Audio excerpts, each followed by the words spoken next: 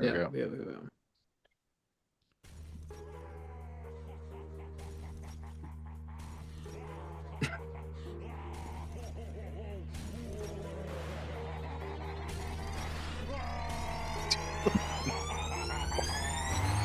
Yeah, we straight chillin', serial killing, three cold villains on the mic, got you reeling. Five-star rated from the floor to the ceiling. If you catch a one-star, no time for feelings. Got a team and DJ on the ones and twos. By the name Beelzebub, so don't get confused. So grab a seat by the fire, roast a marlow or two, and prepare to hear the legend of the straight chillin' crew.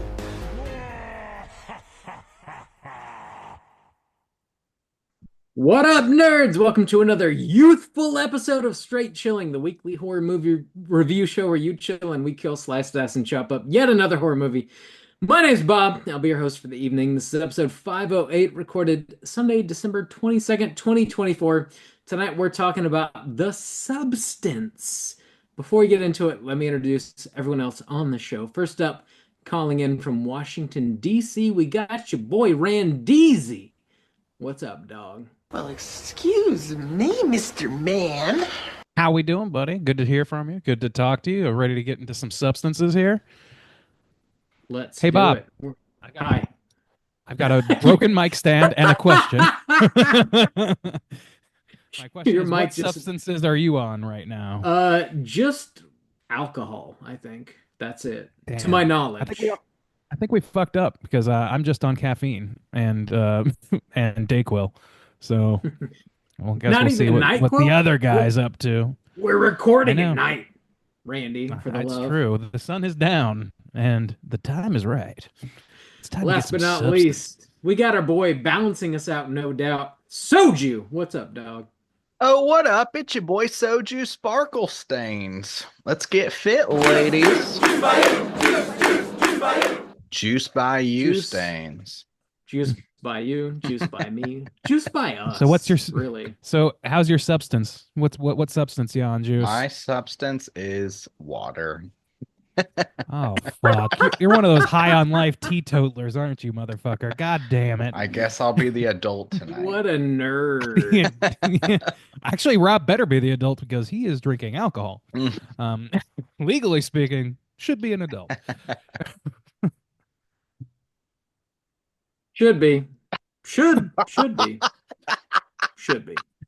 Man, reaction time is on point tonight. Bob's not driving right now. That There's- reaction time is slow. Honestly, I think there's like a hella delay happening because you guys are not on point either. I think there's like a legit delay. Oh, really?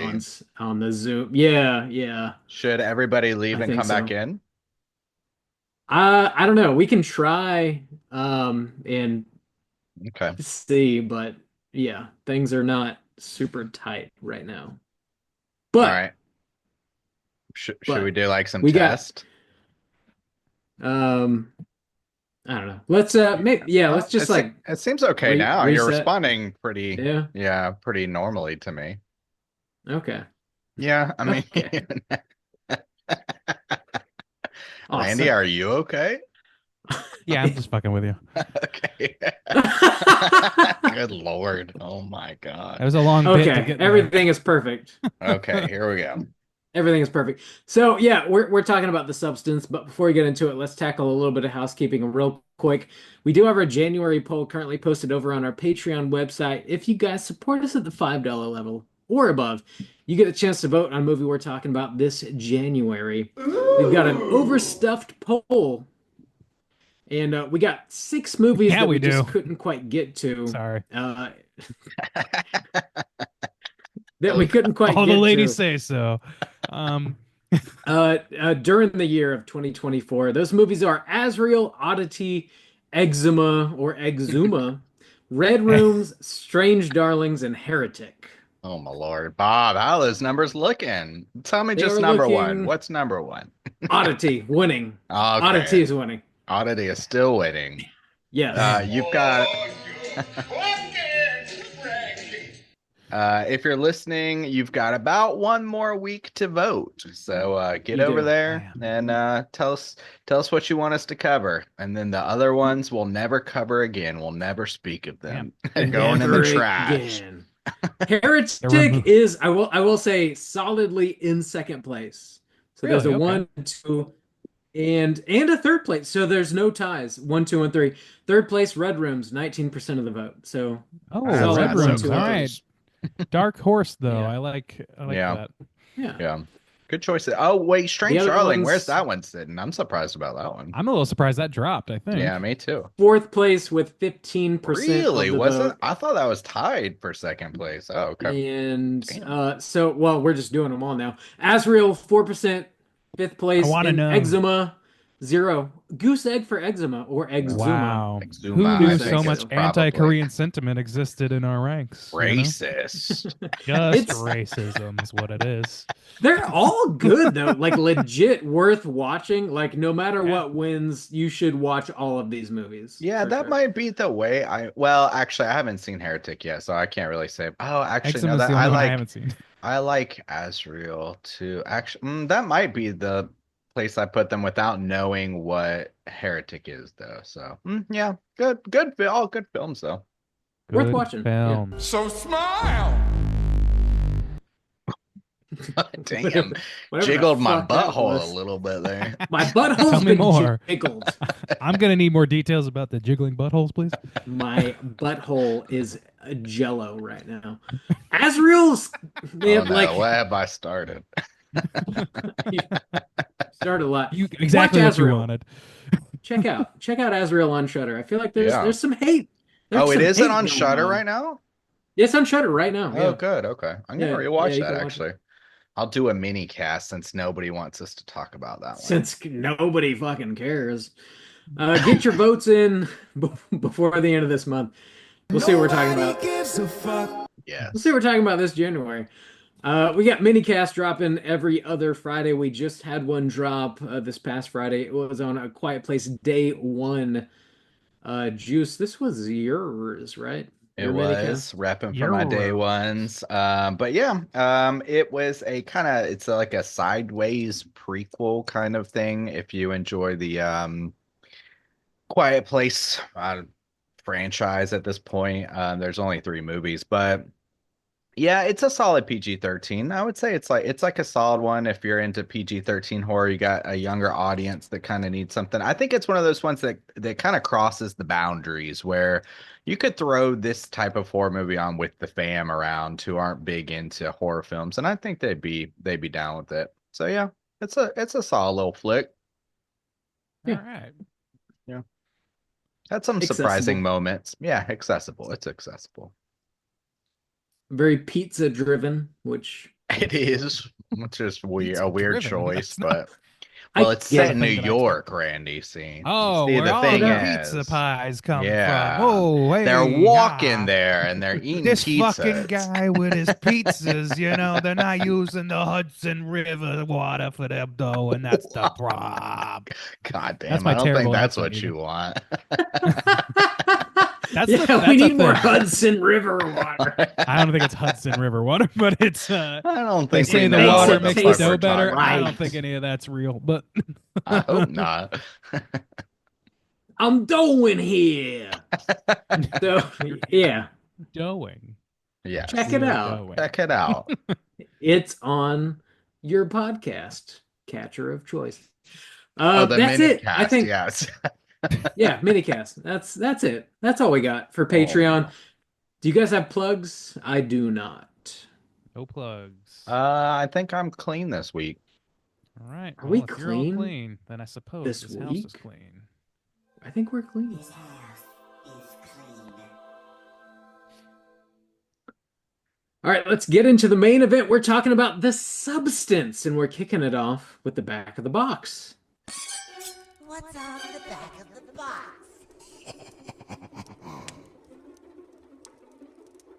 I really, really hope that the back of the box just says the words "watch" or something along those lines in giant typeface. Mm. That's that. What is that, Randy? The Beavis new or something like that? What is that? Beavis. The Beavis. Yeah, yeah, that's what it is. Um, I couldn't tell you. I'm terrible at identifying fonts, to be perfectly Oh, frank. okay. But, I thought it was the Beavis new. the Beavis new, man. I love that. I'm gonna make Sounds that a right. font. That's Sounds a right. font I'm going to invent. that should be my handwriting. You said you want to make a font out That of my is actually, handwriting. yeah. That'll I'm gonna be call my... that Beavis new. Your handwriting is fucked up. It is It is fucked up. fucked It's serial up. killer writing. God The damn, fucking I mean, it's snowman not had hurting better. you. It is. It Fucked hurts. up my soul. It looks normal very man. harsh. It's harsh. I It's very finally harsh. saw the clip about the we're just normal men. That should crack me up. I was It's like, great. I stumbled across it somehow. Because it's extremely popular online. Yeah. Suddenly. Anyway. Anyways, yes. Bob, what What's are we next? doing? We started it. That's why. Rob, it's you have a back popular. of a box That's why it's to read. Yeah, Bob, what I did you don't- order so- this box? It's pre-ordered, but it doesn't come out until January, so I don't have it to show. But it's on the way. Okay. But we're talking about The Substance, which is a brand new release. It might still be in theaters near you. If not, it's very easy to rent. Online, it's everywhere. Did you get it in 4K, Rated Bob? R with yeah, it's. I mean, I don't have it, but yes, it's. But it's you coming okay, in you 4K. did it. Yeah, It- it's coming in 4K. Yeah, yeah. It's coming fucking in guy. 4K. You can see all the details. It's coming in the 4K. What is It's- that? That's man. Terrible. We are I'm not. going not here. impressionists. I'm pretty over. Oh, I'm doing the breaststroke in the Hudson over here. Rob's so Oh, drunk he's shit. gonna be saying, "I killed some accents last night on this show." Dude, I think man, I I would was never nailing those say accents. I'm gonna put it on my reel. It's that No good. matter how drunk I am, I would never claim that. gotta I'm go just back and- nailing, Bullshit on that. just nailing the accents. I'm really talented. I don't know, man. Did The you know? Dracula. That sounds like Dracula's Bob to me. Dude, we're talking about The Substance. It's a new movie, rated no, we're R. not. Runtime of 2 hours and 21 minutes. It's a bit of a long movie. Written and directed by Corley Fargeau, I think. I'm sorry if I'm mispronouncing that. Stars Demi Moore, Margaret Qualley, Dennis Quaid. Plot synopsis brought to you by IMDb is as follows. A fading celebrity takes a black market drug, a cell-replicating substance that temporarily creates a younger, better version of herself. Gentlemen, we've seen this movie before. It's a new release. Would you recommend folks check it out? Randeezy, kick us off. Yeah, I think this is definitely one of the standouts for the year by my money and by most people's money. It seems like the buzz around this is worth. It's deserved. I think it's worth checking out for any horror head, anybody who can stomach body horror, and anybody who wants loving, glowing shots of asses and everything else. This is the movie for you. Look at that shot of asses. Just shots of asses. There's Let me lots get of it. those in here. There you go. Juice, what about you? Yes, but I would generally recommend people check this out, but I do think it's got a lot of things that kind of work against it in some senses of like it's not for general audiences, definitely for sure. And even in the horror realm, it's just got an excessive amount of a lot of things. Time, for instance, it's really long.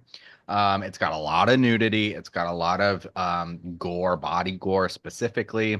So I think there are some things that would make it a harder watch for a decent amount of people, but generally, yes, I would say check it out. This is definitely a banger for the year horror wise, but it does have some elements that is not going to appeal to a decent amount of people, I think. I guess the new generation doesn't like seeing yabos, though. That's literally a thing. No, yeah, I think so. Yeah. But Robert, what about you? Would you recommend people check this out?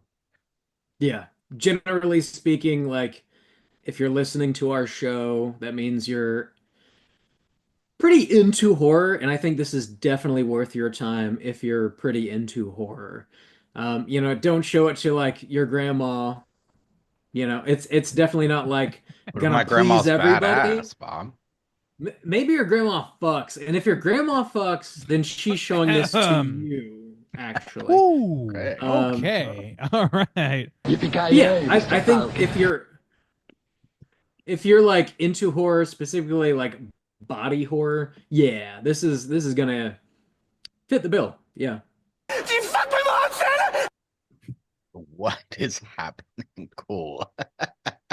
Dude saying grandma fucks. I'm just Yeah, getting down check to All it it. right. out. Well, that sounds like a general recommend from the Straight Chillin' crew. I It think Nah, it does. it's safe to hit that spoiler warning, boys. I suppose so. Spoiler warning.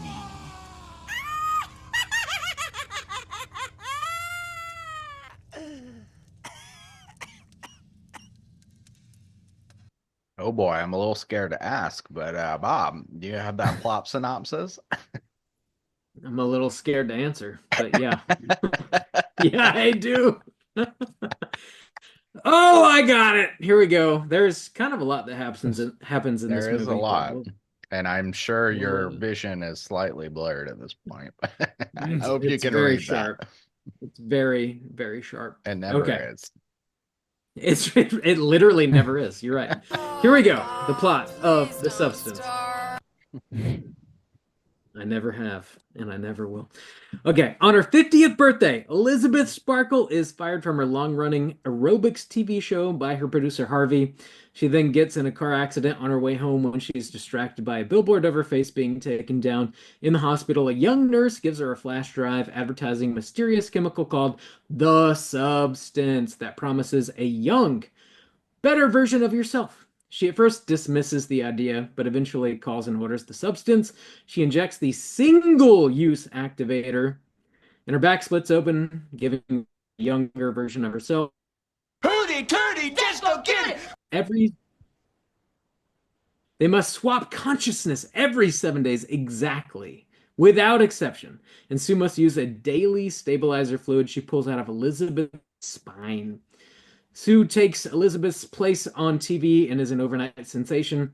The high ratings lead Harvey to offer her the chance to host the big New Year's Eve program, which she accepts. Sue lives a successful hedonistic lifestyle while Elizabeth becomes a hermit who binge eats and watches TV. One night, Sue brings home some strange for some casual sex, but she needs more time, causing her to extract some more stabilizer fluid from Elizabeth. When they swap consciousness, Elizabeth wakes up with her finger looking increasingly aged. Elizabeth calls the mysterious substance distributor, who says there's no way to reverse this. The balance must be respected. Elizabeth cooks an absolute feast for herself while listening to Sue give a rather pompous interview on the TV, completely disregarding Elizabeth's career. When they swap consciousness, Sue is disgusted by the state of the apartment, and she ends up pulling 3 months of stabilizer out of Elizabeth's back. The day of the New Year's Eve show, she can no longer pull any more stabilizer out and is forced to switch back. Elizabeth wakes up and her body is now horribly deformed. She calls the substance number again and she wants to stop. They send her a termination serum.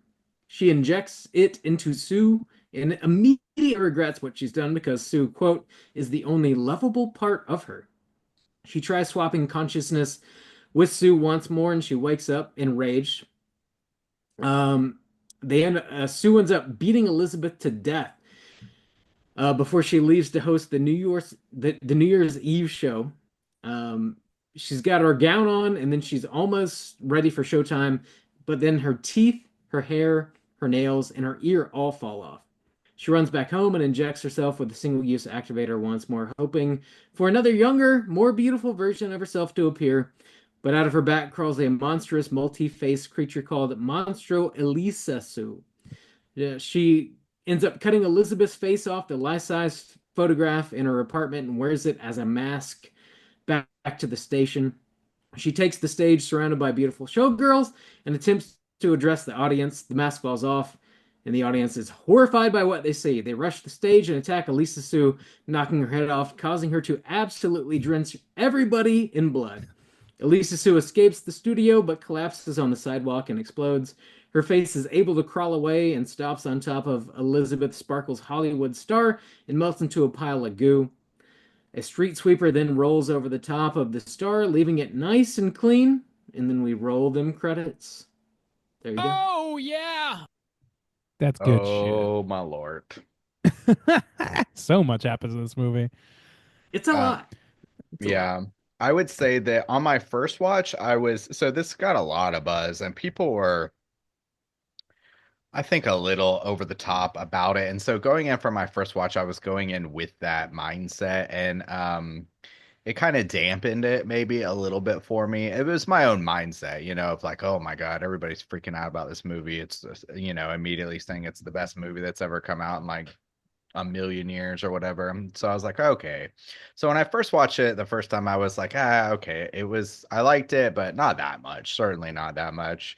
But that was a couple months ago. And so I'm glad I got to rewatch it for this one because that air was kind of cleared a little bit. And I was like, that end scene with the blood is splattering all over the place it's so absolutely ridiculous that I was just like cracking up to myself about just the process of it. Like it's so absurd and it's so ridiculous. And it's not necessarily completely on tone with I guess the rest of the movie, but I did find it more enjoyable the second time around after there wasn't so much hype around it. Did y'all feel the hype this time around? You go ahead. No. Hmm. It wasn't overhyped for me, but I will say so the first time I saw this was in the theater, and it's probably my favorite theatrical experience of the year so far. And for a few reasons. So like I was actually late. I missed the first few minutes of this, and I ran in and sat down in my seat, and then I looked over, and our friend Nate was like a few seats over, and we didn't plan to watch the movie together. We just Oh, happened to that's be there at the same time. And the seat turns out after the fact, the seat that he booked, someone else was sitting in it, so he was sitting in a different seat, which if that hadn't happened, we wouldn't have seen each other. So like it was just happenstance. Anyway, we watched the Good beer movie and like scenario. it was sold out. Yeah, it was like kind of an earlier morning situation, but it was sold out. Everybody in the theater was like kind of vibing with the movie. People were sort of like into it. And then like when the climax hit and the blood cannon was happening, there were some older gentlemen that were like sitting up in the back of the theater they decided they had seen enough. They weren't into it. So they Two got and a up half and like hours in. yeah, exactly right. Two hours into the movie, they're like, "Oh, this is enough." So they like walked out and they were grumbling like, "Oh my God, I can't believe they're showing oh my God, oh my God." But like as they were leaving, like it just made me appreciate it more. Like I don't know, like most of the people in the theater were like down, but like they weren't, and I get it because it is gross, it is nasty, but it was just like a really like awesome theater experience. I think is, That's and that plays into my appreciation of the movie generally for sure. Didn't that happen? Didn't that exact situation happen to you in another movie this year where a bunch of old people left, Somebody but walked much out. earlier? I thought you told like that exact same story. maybe it was No, about this. I mean, it was a while ago. Yeah, Maybe, just but the why would he be substance. talking about this movie? Just the Because people were talking about it on the substance as far as slides and I know. stuff. Oh, Maybe. maybe. Okay, yeah. Yeah. Okay, This, never I mean, mind. this was a couple months ago when this first came out, Yeah, so I like guess that's fair, it's yeah. been a minute, yeah. Well, to Um, counter that, my scenario with the first viewing, my theater watch was not bad necessarily, like in and of itself, but like it was during Hurricane Helene where I was incommunicado with some of my family and I literally had to stop and go outside the theater like 3 or 4 times to take 10, Wow. 15-minute phone calls. So I missed a lot of the movie yeah, because that's of, real life shit. So I was having a terrible beer scenario that day. that's about as Um, bad as it I gets. was, yeah, and I was pretty psyched to rewatch it. I was also going into it originally, Juice, with the same mindset as you, or mostly. I was like, okay, I'm open minded here, but I'm also not going to let the hype overwhelm me and make me think that this is going to be the greatest movie I've ever seen. Maybe it is, maybe it isn't. Let the chips fall where they lay. And I definitely enjoyed it better the second time, but it's really more due to that that pressure not existing Mhm. during this viewing about like the hurricane and all that stuff. So I don't know. Like to me, like I like it's crazy to me that people, these guys you talked about, Bob, walked out at that Mhm. moment because to me, like there's so many other moments of this movie that are like grotesque and like visceral feeling, and that's the part where it feels like a fucking Nickelodeon cartoon. Like it feels like re fucking ridiculous to the point where it like just amps up things to the like 11th Mhm. level, you know what I mean? And I don't know. It's like if you got through that other stuff, this is the part where it's like, gack is flowing and shit. Like this is the least realistic gore you'll ever see at this point. It reminded me of the end of Suspiria 20 whatever, the remake. 18. Yeah, yeah, yeah. And I where it agree. just like the fever pitch of everything that happened is like hilarious and like it impacts me positively because of that.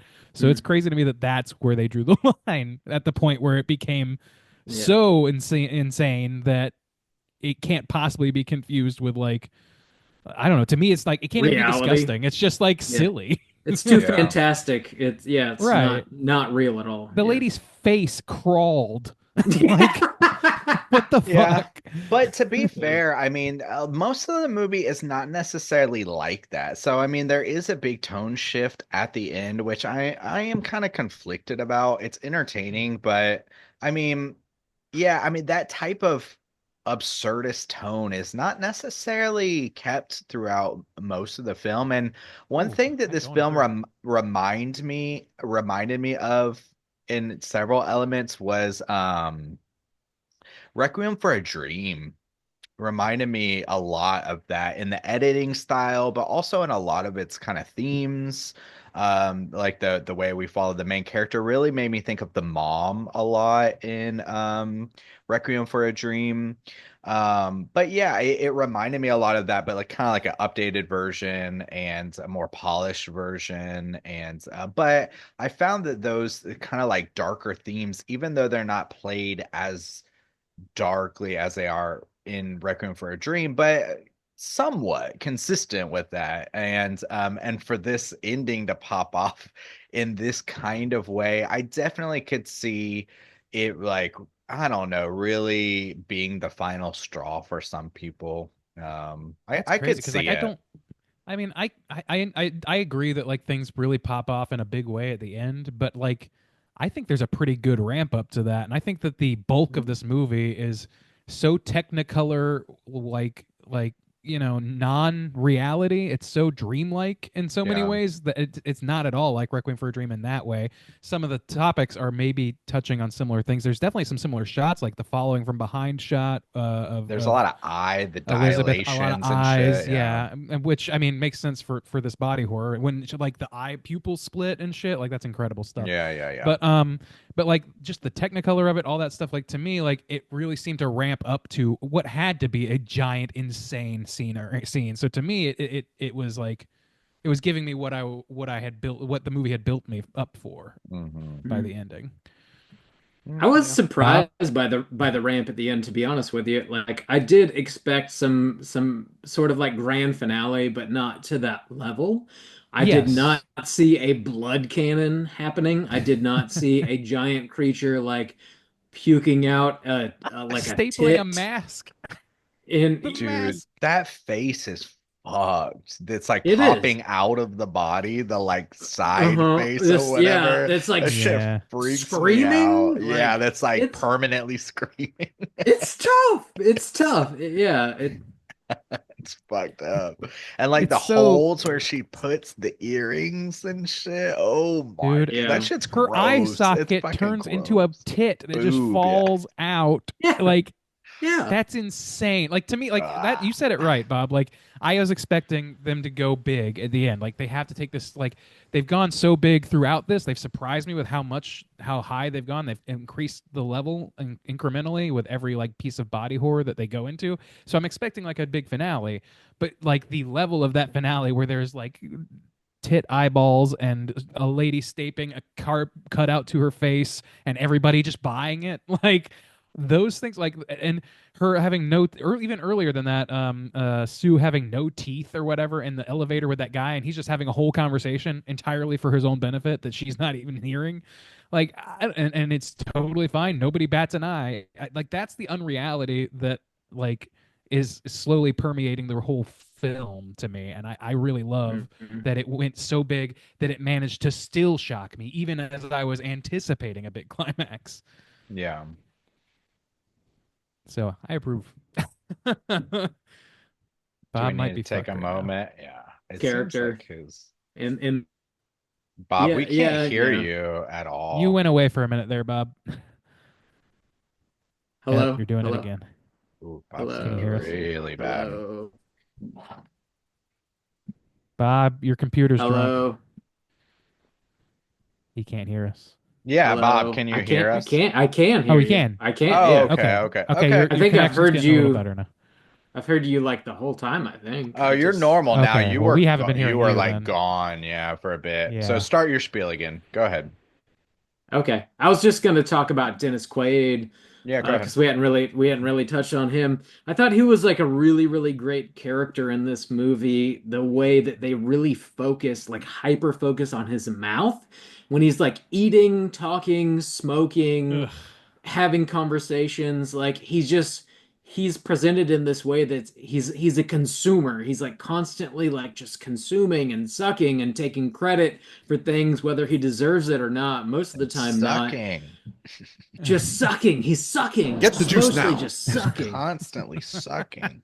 It's I true. love how they treat his character in like at the end when Margaret Qualley's like walking through the hall and her teeth are falling out and he's like, you should smile, pretty girls should always smile, and she literally can't because her Pretty teeth are falling. girls should always smile. Dude, it's just like the cherry on top of his character. Like he's such a loathful piece of shit. And in I that know. moment, it's just like crystallized in such a perfect way. I love his character. I love his character because he's so easy to hate, I guess.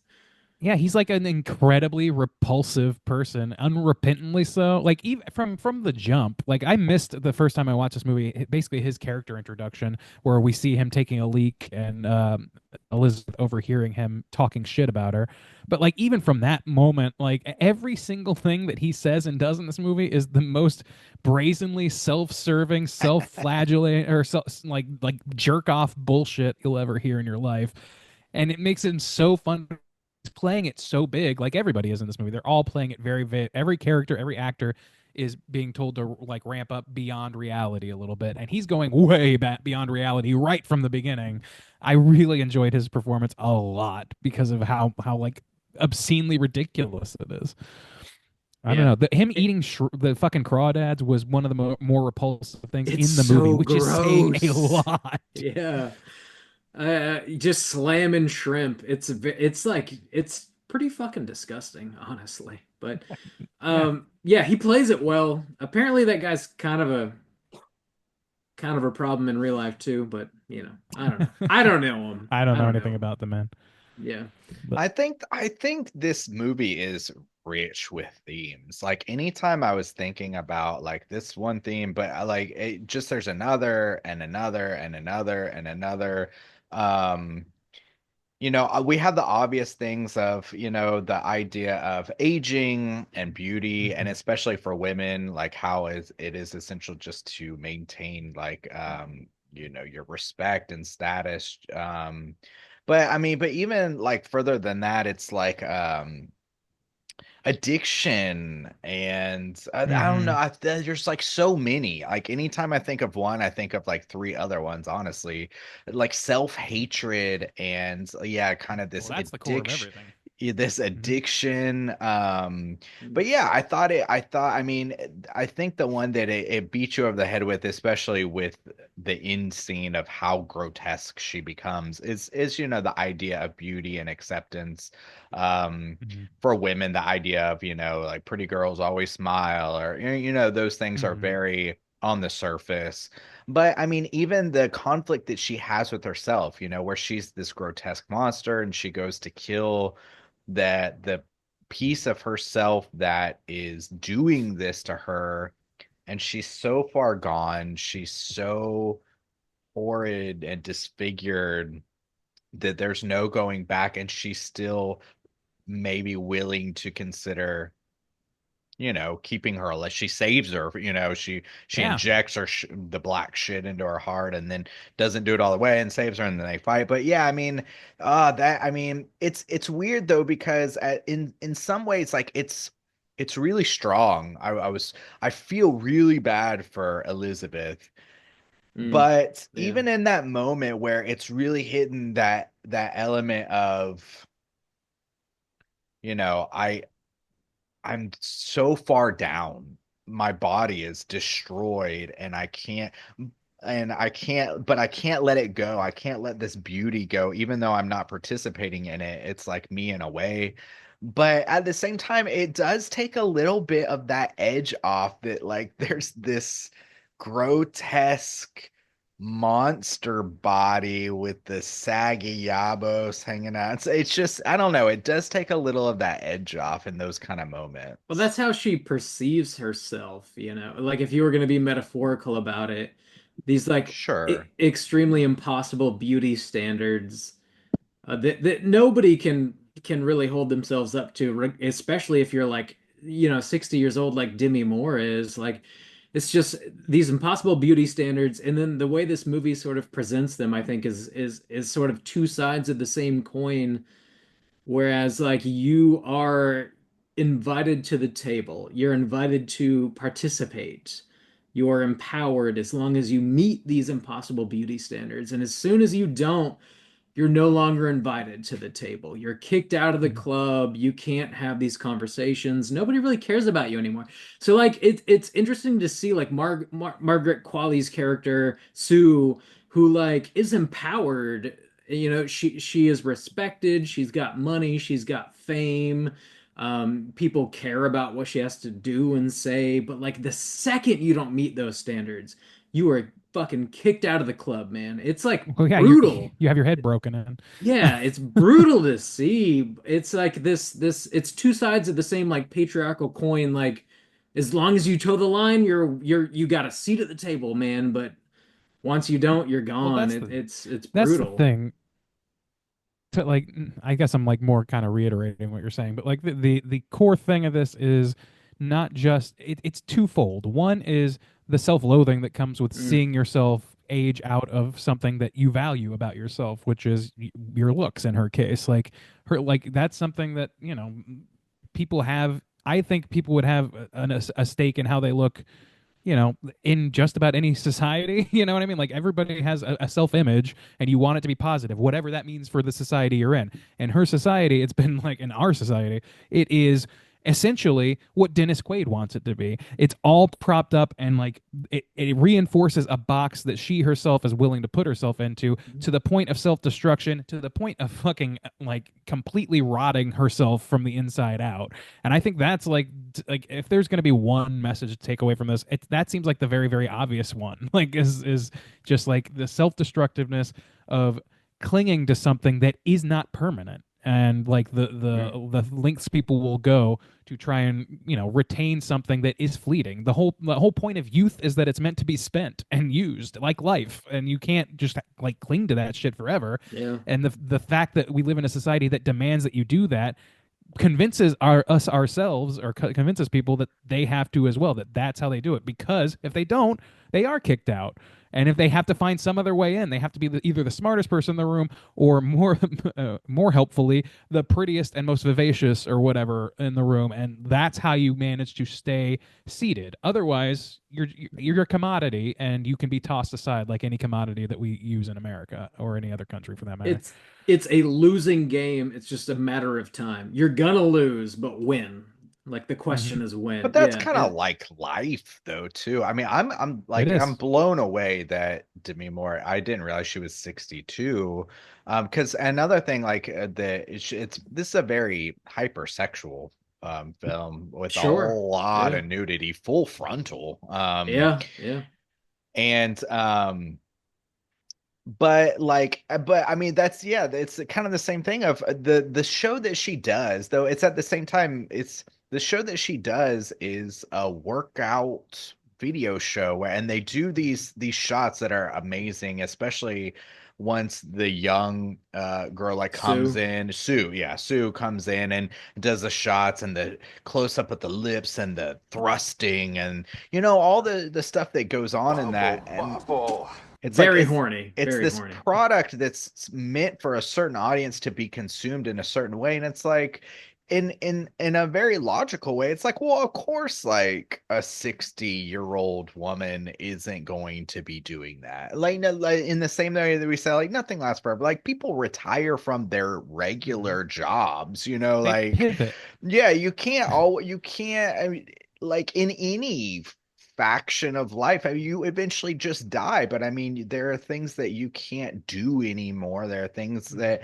like, everybody has their time. And so in the same way, it also is that I like it is just that struggle with the idea of life, aging, Mortality. changing, Well- yeah, not Well, think being the about. focus of attention, sorry. being like she had her success, she had the fame, she lived her life to the fullest, she had it, and She she did. can't. She did not live her life to the fullest. I think that's part of the problem.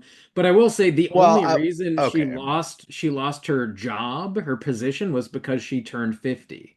And they make a pretty clear statement in the movie to say that, like, you aged out, period. It's not that she Yeah. can't do the job, it's because she's 50.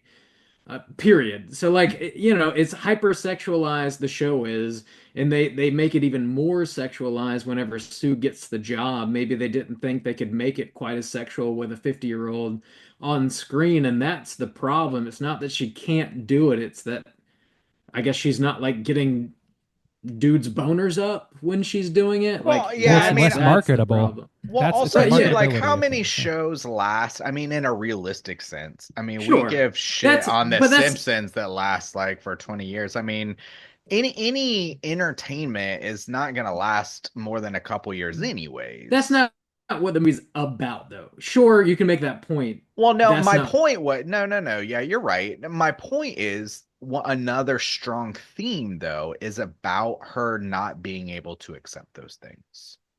Is totally. Yeah, like yeah. not Which being is- able yes. to accept the idea of midlife crisis or mortality or just age. Sure. It's Well, just, what she has put Sorry. she's put her entire being on that one success, and when that is taken away, she essentially has When nothing. you She value has no yourself the same family. way, the same way that society sees you, and it is fucked Yeah. up, then you have a fucked up vision of your own value, and that's what's happening here. I think about that guy. I don't know if you guys are aware of this story, but there's this. I forget what he does, like some sort of tech billionaire type guy or whatever, who has been very publicly talking about trying to like death and become infinitely young. He's like in his 50s or something, and he's like injecting 18-year-old men's blood into himself and Oh doing all kinds of my like insane like fucking Howard Hughes shit to try Juice and is about stay to pass young. out. Dude, Dude, it's I'll die. like, I don't remember his That's- name, but I like don't need to live forever. but that's the thing is like and that again like that goes back to the idea I was saying like the like if there's no value to it to begin with, if you don't have an end point, like you want to like you don't want to end tragically, you want to be able to use the time you've got well, all that stuff, that's something to fear. But the idea of like wanting to live forever, like that's like a constant story in fiction, which is people get what they want in everlasting life, and it sucks because they watch other people waste away. They watch the heat death of the universe, and they just have to sit back and enjoy the ride, I guess. And they never get an end point. Nothing they do matters. Nothing they do to people matters. Nothing that happens to them matters. It creates a world of nihilism. Whereas having the end point of an unsure death at some point in your future creates value to your life, and people stop seeing that and instead focus on like the value that they have, like on a smaller, like comparatively small, like a celebrity or having money or whatever. Like they see those things as the golden ring, when instead the golden ring is living a happy life with the years you are given.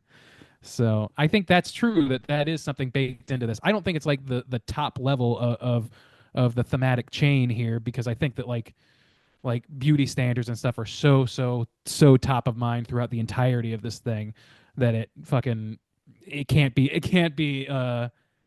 top that in terms of like level of importance to this movie. But you even this time around, like I said, I saw that scene where Dennis Quaid was taking a piss or whatever, and he's the way he's about things is like, they turn like they say that women stop being fertile at around 25. They start losing their fertility.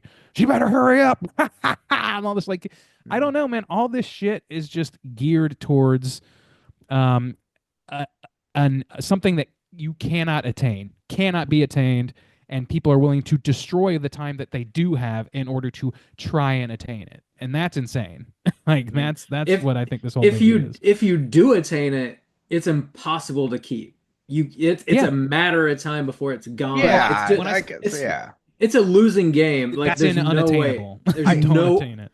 there's no way to win for sure. And like it sucks to like watch this character who is talented, who is beautiful, but who only views herself through this like matrix that is like set up via the patriarchy, and like she won't like view herself outside of it in any way. It's like Well, 'cause heartbreaking. she also centers her life that way. Like She literally, her does. apartment Yeah. faces a billboard of her own Yeah. face. Value drops to nothing. And she's got Well, a huge it's photograph of herself behind her. Yeah, she's like sandwiched, literally sandwiched. well, it's not just, and that's why I said it's so layered. Like there's so many pieces of it because it's not just the idea of like the patriarchy, but it's the lifestyle too, the fame, the Mm, respect, because she has this one person who she comes into contact with, this man who Mhm. like essentially worships her, but he's not Yeah. up to her standards. Like I he's don't- not up to her I don't think that's fair. I don't think that's fair. lifestyle. Maybe at first, I think you're probably onto something there. But then she realizes that, like, when he asks her out on a date, I think she realizes, like, oh, he's not necessarily seeing me as like a star. He just sees me as like a pretty woman. Like, it seems like more, and maybe I'm off here, but it seems more like on a human level. And then whenever she decides to actually go on a date with him, it's because she's not meeting her own standards that are truly set by other people, is why she doesn't go on a date with him. Like she psychs herself out. She gets in her own head and decides to not go meet. I don't know. I think you guys are kind of both. I don't think either one of you are wrong here. I think that what has happened with that guy, like, I think he's kind of he's kind of a nothing. He's somebody from her past who existed long before she was famous, and who also seems very excited that she is famous or has had some fame. He's very excited to be talking to a celebrity. He's like, "Oh my God, I can't believe you called me!" And like she did that at a moment where she was not feeling loved by anybody or anything in her life, including herself. And she made herself up. She walked outside into her living room and looked across the fucking street, and there's an image of Sue looking sexy as shit and young and vivacious, all the things that she wants to look like, all the things she just put on makeup to appear like, and she can't meet that standard. So she is unwilling to even meet this guy. I don't know what this guy's intentions were, because like this guy he is the only person willing to give her any attention or love in that moment. It's coming from a source that she doesn't see as worthwhile as a source of love. Ultimately, it's not as valuable as the kind of love that Sue is getting, which is an adoration of legions of people and like primetime TV spots and all this other shit. Like she's not getting those things. She used to get those things. Now she's settling for this, and that's what like I think gets into her head and twists her around and says like, well, that's not worth anything. I did not get that at all, honestly. I Really?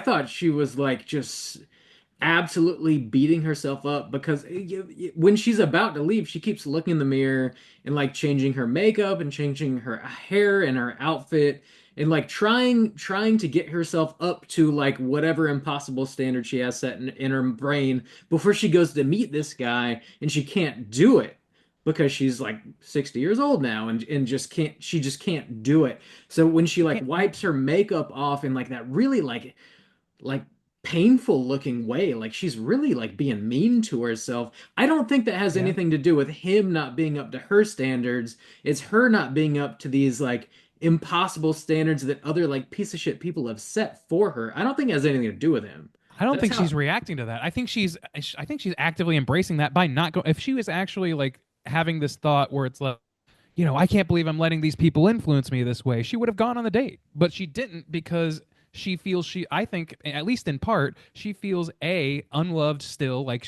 this is a desperate move for her. She feels the desperation of that move, and it's desperate because she's meeting a guy that Yeah. otherwise she wouldn't have anything to do with. Up That's until I that agree. day, Yeah, she never she would have had anything to do with him. she didn't even think about him until she was at her absolute lowest point. And even Because and he's not even impressive in she's his not, eyes. yeah, she's so here's her choices is she can be herself and take the low road, which she doesn't see as good enough or respectable for her, or she can take the drug and be the complete center of the world, get the attention, get the fame, get the At beauty. great And cost. she chooses that road. She wants the high life because that's what she's always had.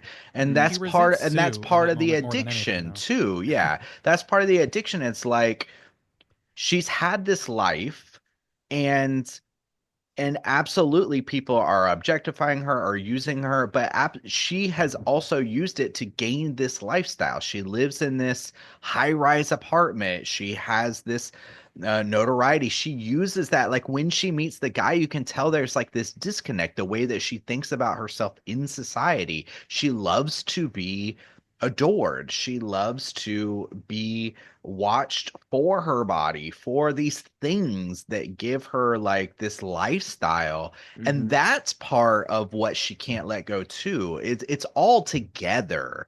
And I it's think so like, and too. it's Yeah, it's more affected than one thing. her. Yeah, it is. And that's why I say it's so rich because even on top of that, separate from that, this kind of like metaphor, even from like separating like youth and beauty and wealth and fame, but this drug addiction of the two lifestyles that she leads, where one is just completely about partying and like the sexy clothes, and then the other one is just like self-hate, Mhm. loneliness, isolation, binge, like this deep depression of just like completely isolating yourself, completely binging yourself on food, completely binging yourself on television until the party begins again. And then Sue comes out, and then it's all like party, party, party. And Well, like and she still that's the, resents it too. It's like a manic yeah. depression almost. And like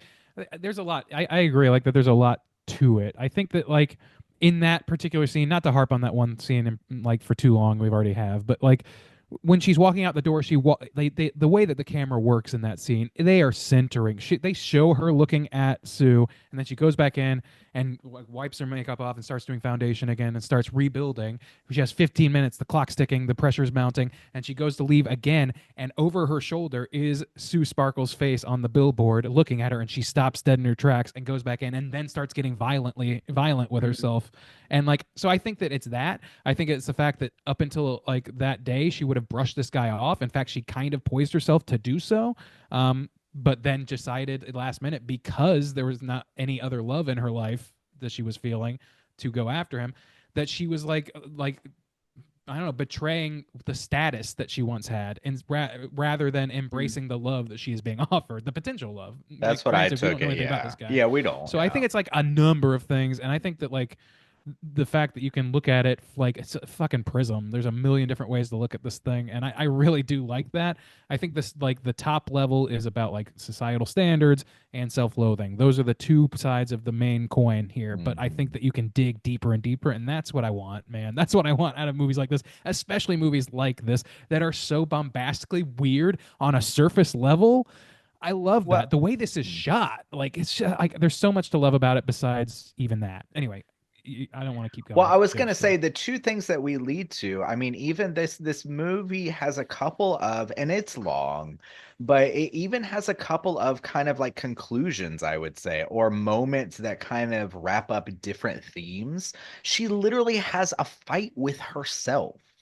And, Yeah. that's a big scene, where she tries to kill a part of herself. She is unable to do so, and she has a brutal battle with herself that leaves her broken and Mm-hmm. bloodied and lost. And dead. Like she kills Yeah, Yeah, her she's dead. core self, the yeah, Matrix. yeah, Like you are yeah, the Matrix. You are the main one. yeah. She without Demi's character, there is no Sue character. She can't Yeah. sustain herself without her. And then Sue's character kills her in retribution. That's your like the fame hungry, the societal build part of you winning out of over any humanity you had left. You know what I mean? Literally and then killing yourself. that for starts the falling fame. apart. Yeah, yeah. And then you've got nothing left to do except fucking waste away or mutate, I guess. And then it becomes a whole, like you said, it becomes a whole different ending where it becomes the Yeah. ending to the societal part of Society, things. exactly. Hmm. There's like Where everybody bathes in your generational- blood because they hate the way you look now. Like, Yeah. It's like a generational qualm happening in this movie too, where specifically where like um Elizabeth is like cooking that like crazy meal and she's listening to Sue on the TV give an interview and she's like so dismissive of everything that has come before her in like Elizabeth's show and how like ancient it is and it didn't really mean anything to her and just like she's standing on the shoulders of giants but is unwilling to give any sort of credit to anybody other than herself. And I think that's another sort of layer baked into this movie that's fairly That's true. interesting. like literally the line like you wouldn't exist without Without me is me, something you yeah. could point to like not in the Parents, literal yeah. sense like it is here, but like you wouldn't have, I don't know, like think about like people like Lucille Ball, like one of the first major female comedians that took America by storm. Like how many like female comedians can you name from before that? I can't name any. Like that certainly not that reached those echelons. And that's just one example of somebody who made a success and paved a road and like carved a path that we otherwise may have gone without for a lot longer. And now we have like proliferation of and like even like right now quite a lot of like feminine representation in horror. I'm sorry, in comedy. In horror, certainly this year is very dominated by female points of view, I feel like. And we'll go over that in our 10-year or top 10 of the year next year. But like there's just, I don't know, there's something, it really does speak to a lot of different levels of both the inner self and the exterior society. And I think that that's the thing, one of the movie's biggest strengths. And that's saying something because it is such a strength and it's somehow still being competed with by like the visuals, the visual effects of the like the gory stuff, but not just that, like the blocking, the fact that you like when Margaret Qualley is like inspecting herself for the first time and it zooms in on her eye to like the iris of her eye, it's so like fucking like music video unreality, like it's so fucking interesting You looking. see the substance, like the yellow liquid Yeah. flowing Yeah. around like her the burning heart that forms when she like Yeah. comes out of Demi's back, and like the flashing lights and the like that thing that happens as she's like separating. Yeah. Like it doesn't even go into gore as much there as it does later in the movie. It instead goes to abstracts, and those abstracts are really impactful too. And it's a fucking burning heart. That heart doesn't exist even within the reality of this movie. It is just a visual way of representing like a new young life has been reignited. You know, that it's like it's poetic, not reality.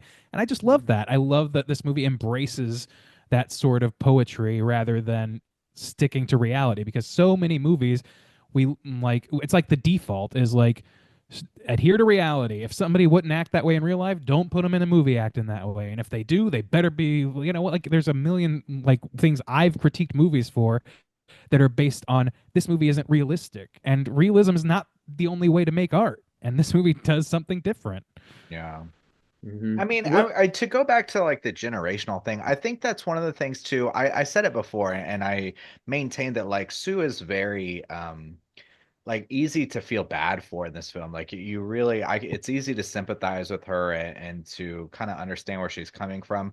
But at the same time, I think it plays both sides well, in showing like the logic in herself as well. And we talked about like the self-hatred and like the kind of substance abuse and stuff, but it kind of reminds me of that idea of, even though like Sue is like trashing her and putting her down, but at the same time too, I mean, it really feels like that's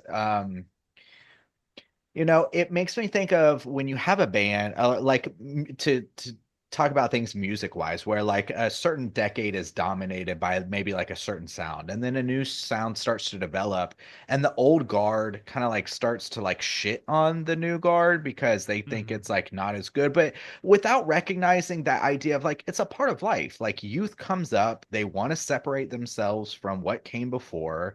They like take a different approach, and the old guard doesn't want to feel old. They Sure. don't want to lose the attention. They don't want to feel like, they're not relevant anymore. And so they become defensive of it. And that type of defensiveness is its own toxicity. Whereas like you have other people who are very not only like accepting but like encouraging, where I think of like David Bowie, for instance, who would come out and talk about hip hop in its early days and how it needed to be more representative on like MTV and stuff like that. And I wasn't like aware of that. it's a different personality of saying like, yeah, I recognize that that's where life is. It's letting go of your ego, and like when you try to hold on to that ego and be defensive of it, it like kills you. Like it makes you uglier. It makes you like, because that's how time works. That's how life has always worked. I Youth agree with always you. comes Like, up in that way. And so Elizabeth sorry, go has ahead. that negativity too. I just want to say it's like she's She not does, yeah. blameless. Yeah. But that again is like a self-construction and a construction of society as well. You reminded me just now of Andre 3000, who is famously Yeah. just put out like some sort of like jazz album or whatever, and Lou, has gone on the record as saying like it's gone on the record as saying something like, look, my time if I start speaking towards the youth, I'm going to be an old man talking to young kids. That's not what I should be doing. They have people for that. They have their own representatives. I shouldn't be trying to represent an age bracket that I don't truly connect with, like, or that I don't actually exist in. I'm just going to keep making the things that matter to me, and that's, whatever happens happens. That's like the healthy way of dealing with your aging as an artist. And I agree. Like I think that there is some of that, and that it's a good point. Like, yeah, the contention between them, it's a self-loathing on a metaphorical level, but it is a generational divide also. So Yeah. yeah, I agree. That dude's playing Um, jazz flute now, I think. Yeah, Like yes.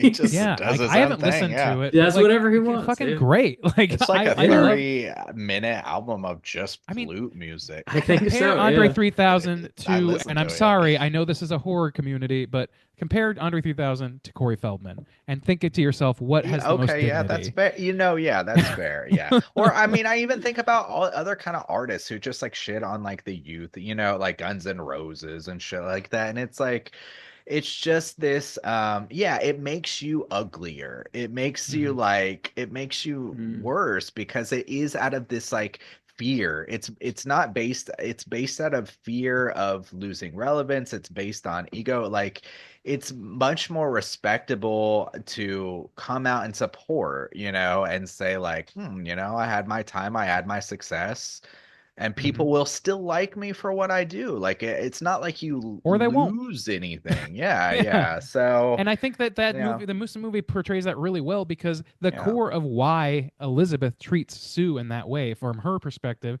is A, because Sue is being kind of shitty. But even before sure. that, like Yeah. she resents this because she doesn't have it anymore. It Yeah, again exactly. goes back to clinging to something that like it's about self-loathing as much as it is about anything else. And Yeah. I think that comes through to people. I think that's why you see somebody like, you know, like fucking what's his name? Anyway, I can't think of his name, but Dazed and Confused. The characters, like, they stay the same age. Like you Oh see yeah. that and you go, ugh, Matthew because McConaughey. it's like dude McConaughey. Thank you. Yeah. Because it's like a weird dude clinging to a youth culture that he does not belong to, and it feels false at its core. Even if he can hang with those kids in that movie because the kids are naive, you as an adult look at this man and say, this is a pathetic piece of shit. I mean, that is Dennis Quaid's character in this. Like, he is probably older than anybody else we see in this movie, but he's the one kicking the quote old broads out of the game because they aged out. Like, Yeah. sure, you could say like music being popular or not popular based on age is one thing, but like this movie is not really about that. It's about these impossible like beauty standards that are set up by people that are of a different uh gender most of the time anyways. And like it's a losing game no matter what. Like It's like if you extra. Yeah, if Well, it's a you it's like losing game no piling it matter on. what because that's life. sure. Like No, you it is can't, you life to some literally extent, can't but do also anything society is forever. But society. Like yes, it's society both. has Yeah, responsibility in of itself too. Like it's both things. it It's is both. life is Yeah, going to march on, and there's nothing you can do about that.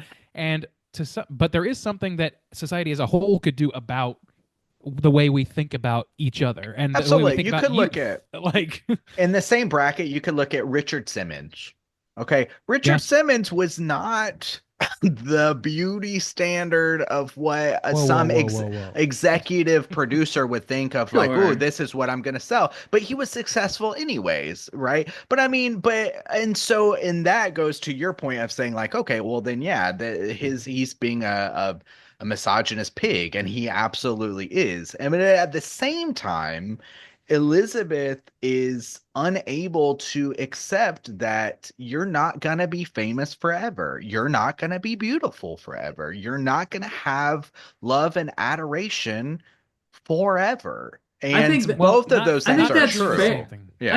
I think that's fair. Like she's the point that I'm trying to make, probably poorly here, is like yes, she is not perfect. Like she's Yeah. fallible, but she's playing by the rules of a game that have been set up Yes. by people True. that are of a different Yes. gender. And like which is itself a the mistake. thing about this is like she can never she can never be the game master here. Like she can only play the game and lose, whereas this fucking old piece of shit dude can potentially run the game. Like Richard Simmons could potentially run the game. He's a man. She could necessarily too.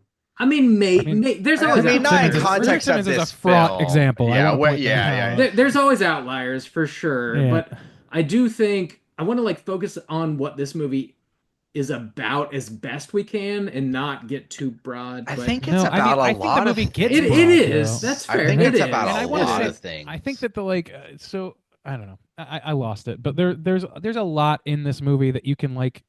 It spawns conversations like this, and that's one of Yeah. its greatest Yeah. powers. Yeah. I mean, Yeah. I literally think there's at least 10 deep-seated themes that we could spend hours pulling each one apart. I mean, you could talk about drug abuse, substance abuse, Mhm. Yeah. depression, self-hatred, self-loathing.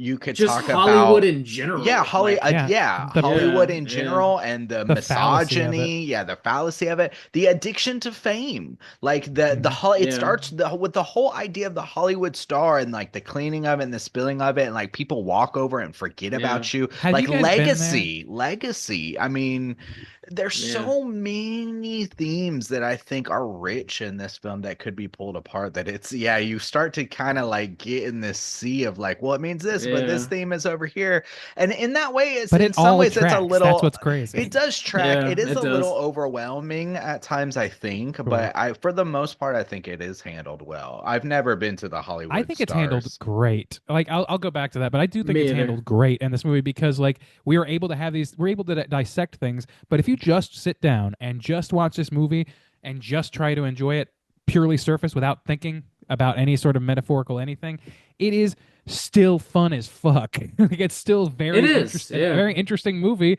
that like keeps you riveted to your seat. Like I don't know, like or it repulses you away, I guess, and then in those people's case.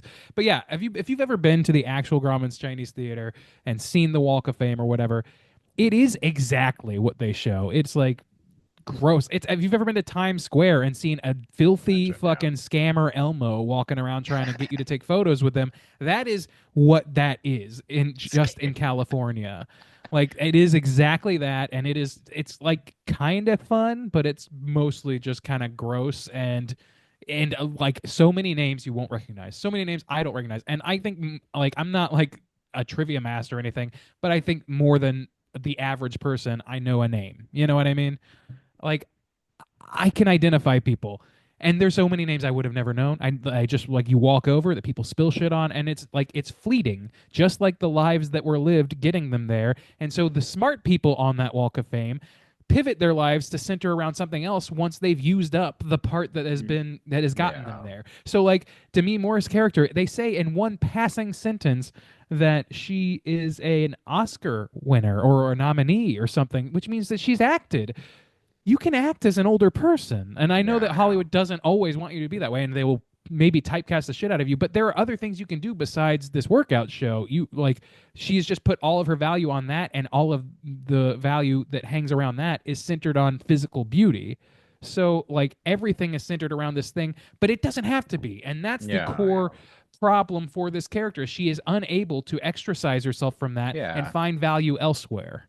She's fighting this battle with the foe that she doesn't need to fight. Does it suck? Absolutely. Is that man a piece of shit? Are the standards ridiculous? Absolutely, they are 100%. But at the same time, they don't have to be followed. Yeah, that's part of, like, she doesn't have to be in that game. But like the world exists. It's like me throwing a fit that they didn't take me as a contestant onto like Sex Island or whatever, where everyone's 20 years old. I still hold that against them. You would have been great on that show. I agree with you. Like she doesn't have to play by the rules, but I think it's also, the movie is interesting enough that like it does highlight that as an issue for sure, but it also like highlights the way that women are like pitted against each other because men want them to be pitted against each other. It's like it's we not. do. And women do. like the thing is, like, we're all drinking the Kool-Aid because we all. It's all like rigged. The whole thing is rigged, man. It's rigged for you to just fucking fail. And this movie covers so many different angles of it, and that's what makes it so rich and so like intriguing and so like painful to watch.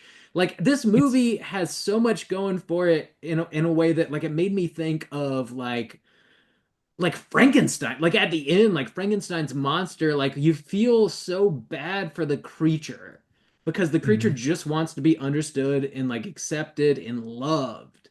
And like that's just not ever gonna happen. And it makes you feel so sad. Yeah. At the end of this movie, the same way I feel at the end of Frankenstein. It's just like this is so what great sad. fiction is. It's a lie that exposes truth. You know, that's what the greatest fiction of all is. And so like the fact that these like the way this is shot looks so ridiculous that they show a flaming heart instead of, you know, like the grotesquerie of her coming out of the back, even though they do show that.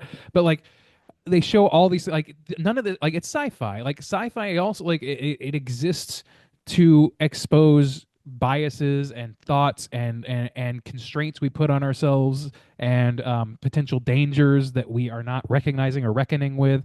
And this movie does all of those things. I think like it does so like, and it does them all well. You can like look at this movie from 100 different angles, and I think it would mostly comport any metaphor you want to lay on top of it. I think that is valid enough will comport to what the movie, how the movie plays out. Like there's not a whole lot of weak links.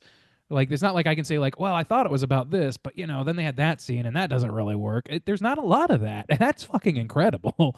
There's a lot of movies that have layers. Not all of those layers are always rock solid like this one. Yeah. We probably I think we could talk about this. Yeah. I think we talked about this for quite some time. Any other major points? Just kind of roll them into your rating and review here. Let's go and do this out of 5. Ray and DZ, why don't you kick us off? How do you feel about The Substance? I mean, I pretty much just gave my review. I think this movie is like, Justin, you called it first. Like it is layered as fuck on metaphorical level. It works on so many, but like the chief among them are the way society views beauty, the way that the self sees beauty, and the way that a person sees their own life and finds value in their own life. Those are the two things that I think that this movie really, really trades in more than anything else. And there's subcategories of that you could look into, and there's even other thoughts that exist in this movie. And I think all of that, I have not found an angle on this movie that hasn't been like, yeah, that's pretty cool, or that, yeah, that's true, or that's smart at least. And then on the complete other side of the map of terms of value for the movie, it looks great. It plays out so effectively and so interestingly. Like I don't want to look away. Like it's a almost 2.5 hour movie, and I do think that like the runtime can be a hindrance in a lot of cases. In this one, I don't I only felt it a little bit, and it's really just because, like Justin said, it felt like it had multiple endings. But I feel like those endings are justified. I don't know what I would tell this movie to get rid of, so I can't really ding it for that. Ultimately, I think it's inclusive. Until I find those scenes where I'm like, we don't need this. Like every bit of it is additive, none of it is subtractive, as far as I can tell. So for me, this is a 5-star film. I have not seen a whole lot of movies that I don't that hit the same levels as this and do it so consistently and surprise me throughout. Even when I'm expecting to be surprised, I'm still getting shocked by the way this movie ends up. The last shot of this movie is fucking unbelievable that it even got there. Like from the first shot to the last, you wouldn't. It's resonant and it's unbelievable at the same time. That's incredible. So to me, it's 5-star. I really love this movie. It has room to fall, like all movies, but I don't see it falling anytime soon. Dope. Who's Juice. next? What about you? Yeah, I like it and I respect it, and it could go up more. I think definitely on my second watch around, it evened out more. But some of the negative, or well, positives and negatives. One thing we didn't get to talk about much with the positives is the sound, and not just the sound and the way the music is worked in as well, which is like sometimes similar, but also like different because sometimes it works really well with editing as well. I don't know, just the design also too. So like design, editing, sound, soundtrack, it all works actually really. It's crafted very well on multiple elements. It looks fantastic. Um, so those are really good. Um, but some of the negatives, I guess, where I would ding this movie for myself personally is I do think it's too long. And some of them, like having a lot of these themes is impressive. And for the most part, I think they are handled very well. But also, too, I think there are some lingering threads that exist but aren't necessarily addressed in the depth that they maybe should be or needed to if you're going to bring them up in certain kind of ways. And with like 3 or 4 endings, sometimes it feels a little overwhelming. It feels a little too overstuffed. Feels like a pie that's just like bleeding out. It wasn't done. A pie It's like I'm just like it's bursting. Um, There's too much. There's too with much. blood? No, Too much filling in this I'm just pie. saying, yeah, like the filling is good. The filling burrito's too full. the filling is delicious, but it's baking in a messy way because there's too much in there. It's spewing out, so it's a The mess. woman that made that delicious pie fucked up, and she needs to know that she fucked up. Okay. So I do think it's messy. I do think I think there's a little too much, and I think sometimes restraint is also important. So I think there's a bit of that. Too long. Um, the tone shift is still hard for me to accept, honestly. Like in some ways I think it's justified, in other ways like it's entertaining and it's quite funny most of the time, but also too I'm just like I don't know, I'm still conflicted on it, honestly. It's ridiculous. It's quite ridiculous, and the thing is they took a big swing on it, and I don't know if it 100% paid off, but I respect it. So, yeah, I don't know. This movie, there's so many things. There's so many things about this movie. Ultimately, I think where I feel about it is I'll give it a 4-star. I do not think it's a 5-star film, but I'll give it a 4-star, but it will get the half-star for the Yabos. There are so many Yabos in this movie. Yeah. There's No so shortage. many Yabos. And whether they be 60 years old or in their 20s or whatever, they all look great. So 4.5. That's the weirdest. It's so weird. This is the weirdest movie we've ever applied that logic to. It's not about any Yabos. they're all equally good. At one point, like when they do the substance, whatever, she passes out and they just like fall onto each other, and their Yabos are there's Yabos, so many Yabos. Dude, So will it change your mind that Margaret Qualley's breasts they're fake? She's wearing like a chest piece in this. No, not Oh, necessarily. like for the points, that's for Juice to say. No, That was my Wait, question. who is wearing fake breast?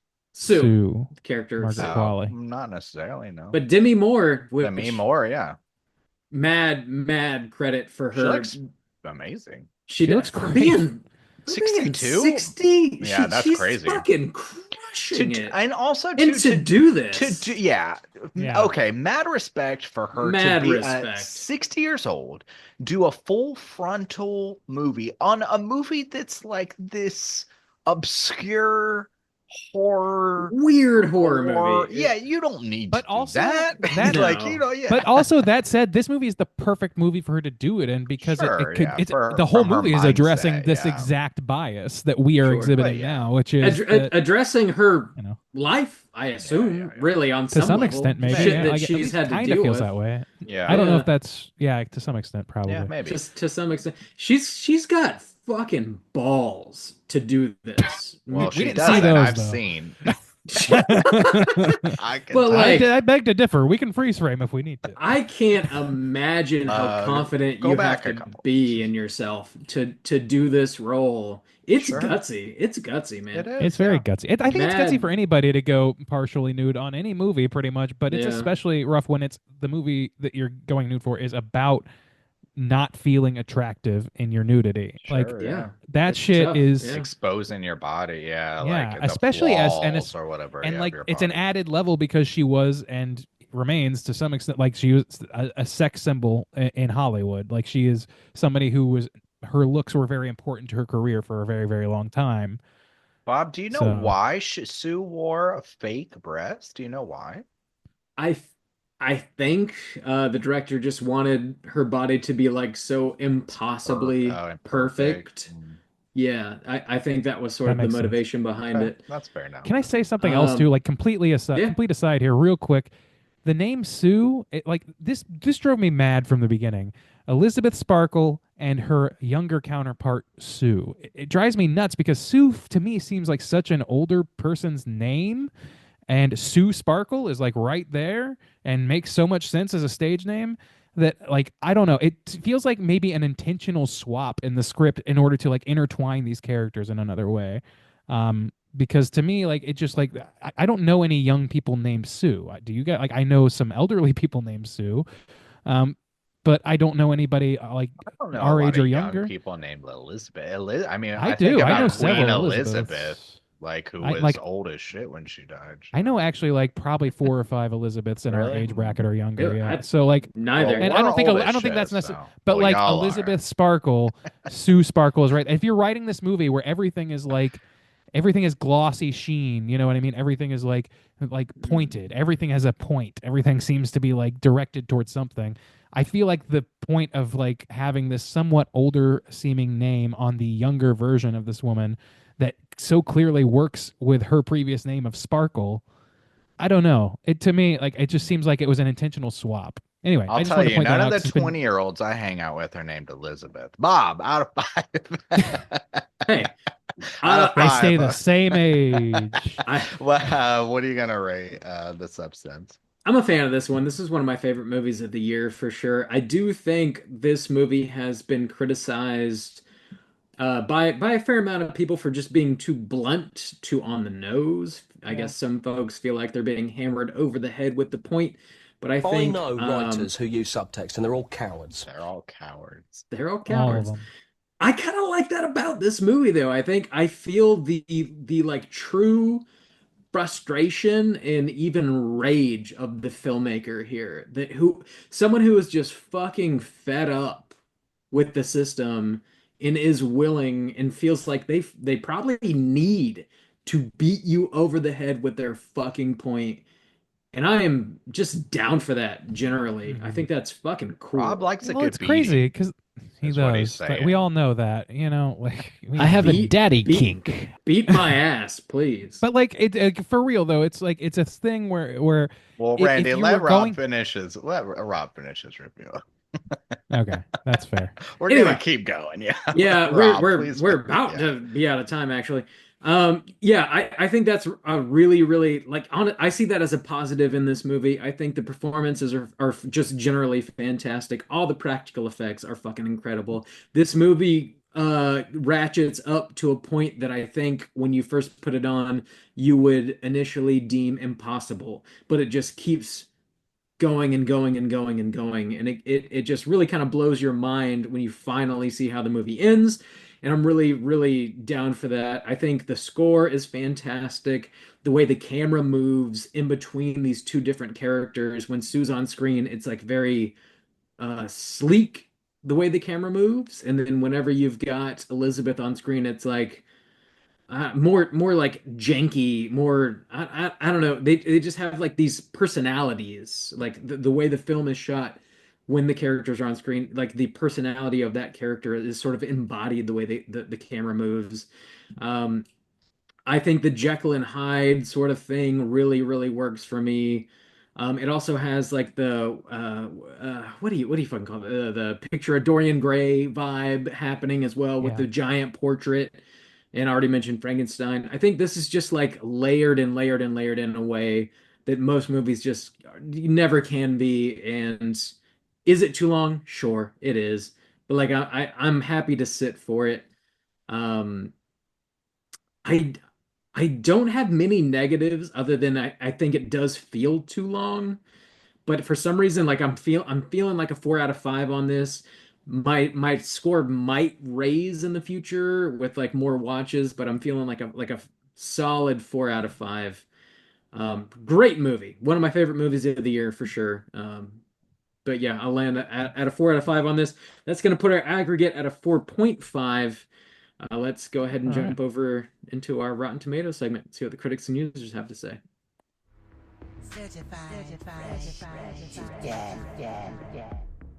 All right, ladies and gentlemen, this is the Rotten Tomatoes segment in which I'm going to ask these gentlemen to guess within the best of their abilities what the aggregate positive score is for The Substance on RottenTomatoes.com.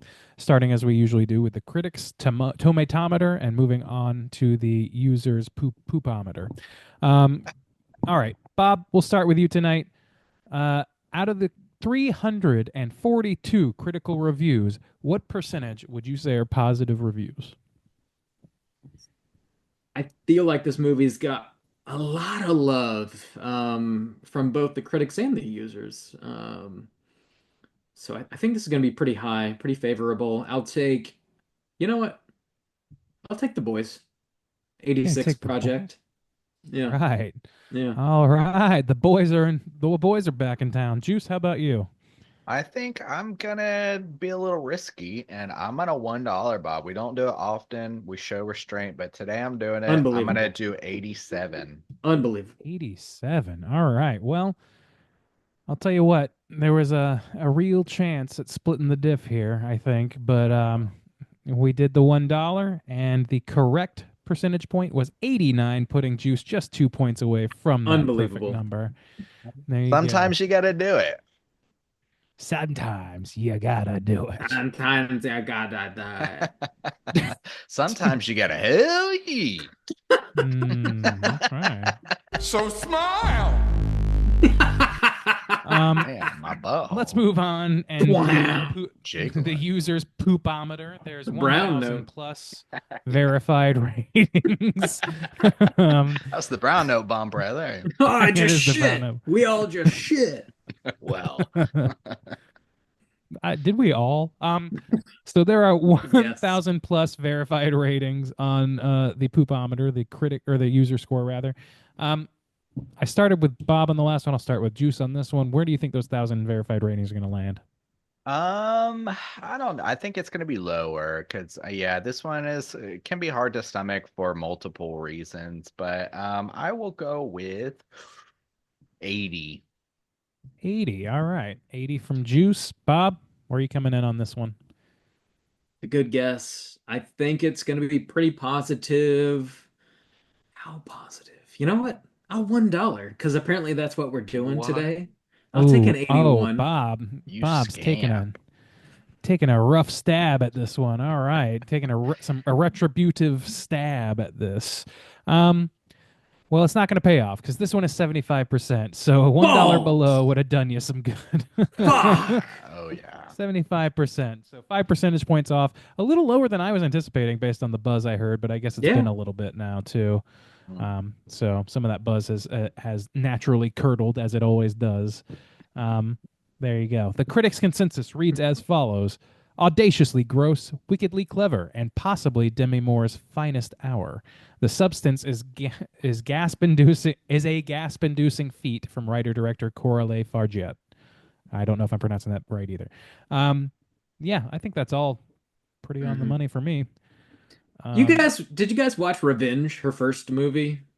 Yeah. No. Oh, I'm sorry. Yes, I thought you meant. I thought this was Demi Moore's. We first movie. we covered Revenge on this We did. podcast, and yeah, I remember when we covered it, I was thinking, "Hell, you sweet, Oh Bob!" my god. I can't Get the juice now.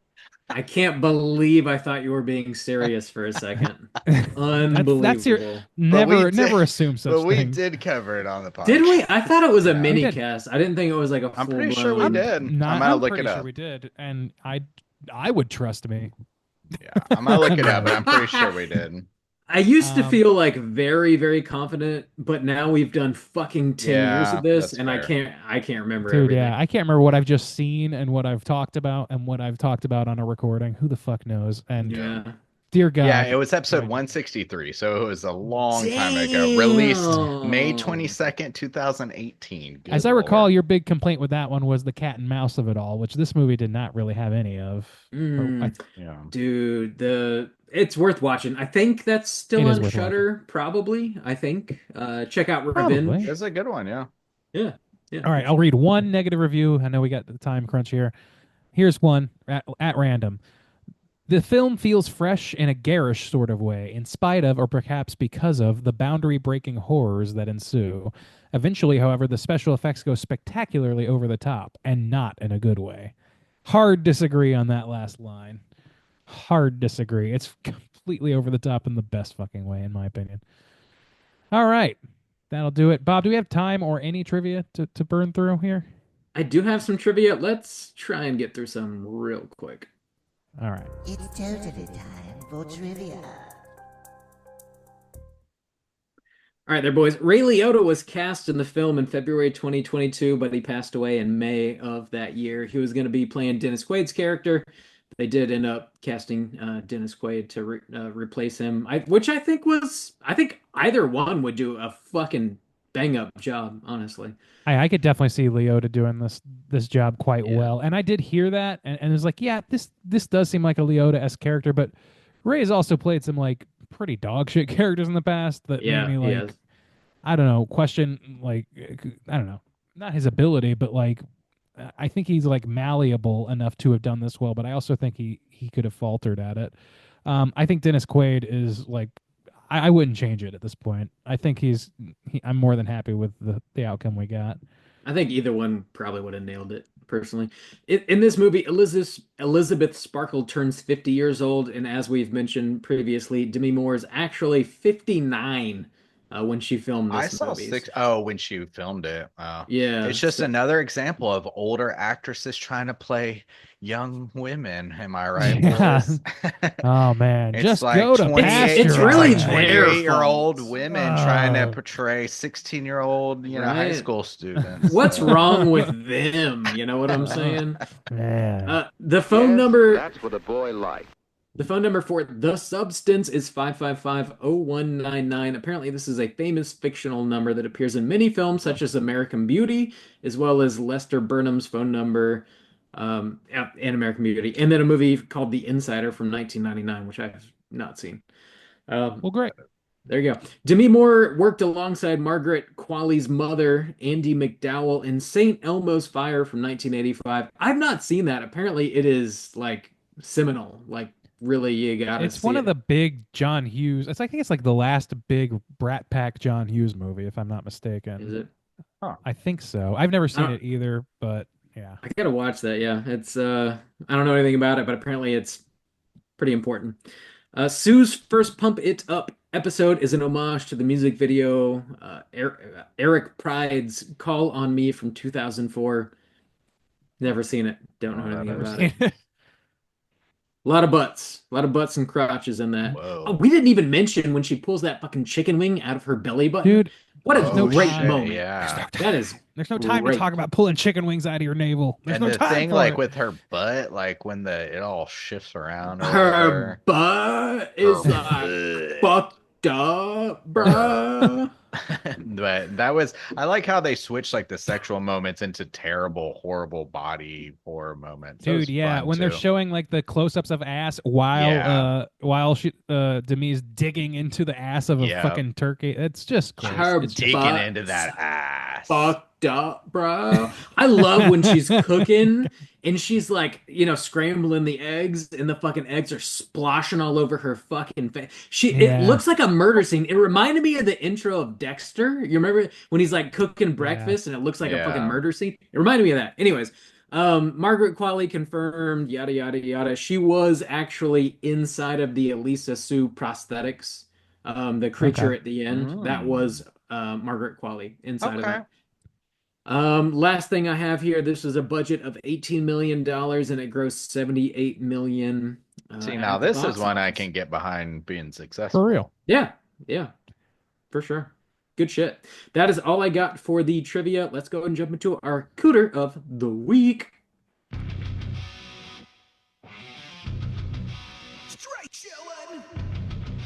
Gooder of the week.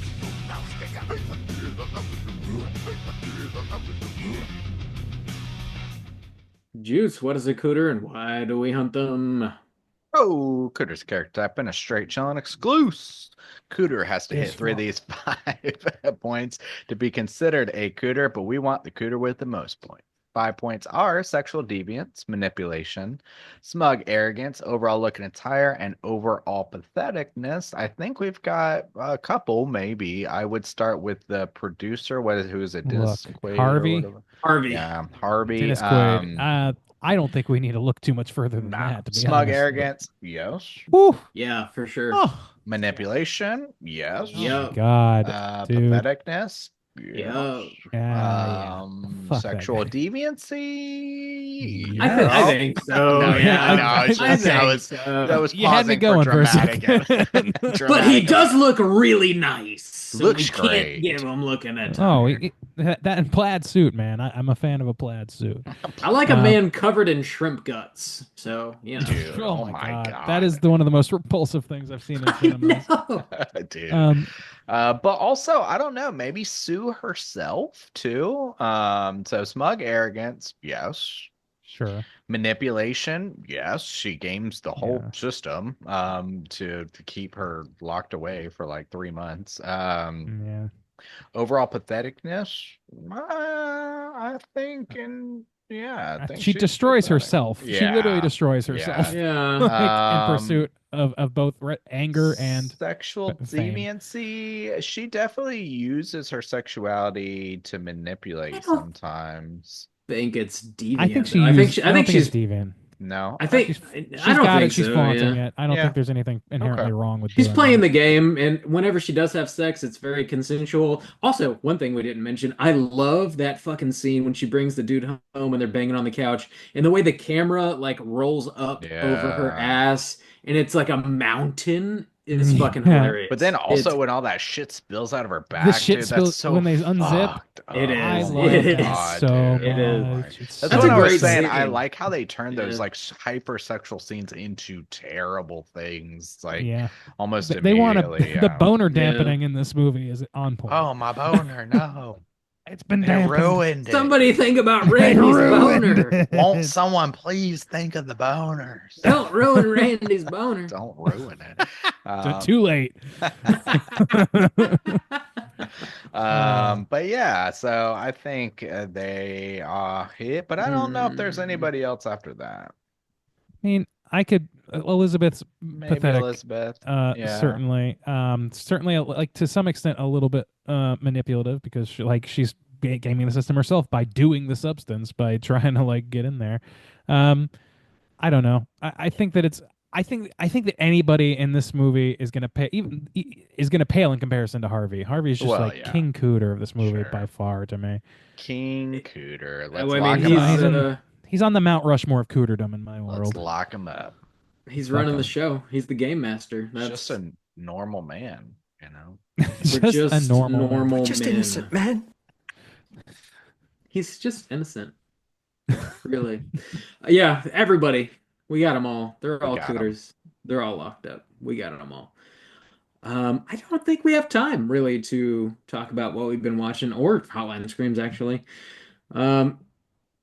So let's just save those voicemails for next week. But if you guys are listening and you'd like to call in to be featured on next week, you can hit us up at 904-638-3231.